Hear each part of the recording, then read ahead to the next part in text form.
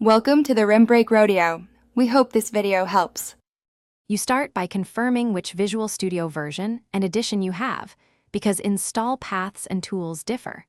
Once done, export your settings or push projects to source control to avoid data loss.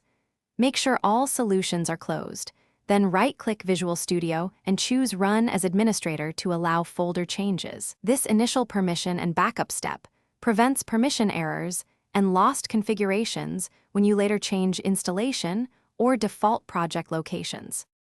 Now you change where new work is created.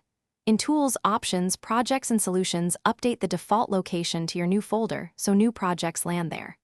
Next, check environment settings for templates and user item templates and point them to the new directories so wizards load correctly. If you need to relocate existing projects, copy the project folders to the target drive, then open the SLN file from that location and confirm references. This prevents broken project references. Finally, if you must move the Visual Studio installation or SDKs, open the Visual Studio installer and choose Modify. Change installation locations for workloads where allowed. For SDKs and NuGet artifacts, edit or create NuGet. Config to set global packages and cache paths so restores use the new folders. Once done, rebuild a solution to verify.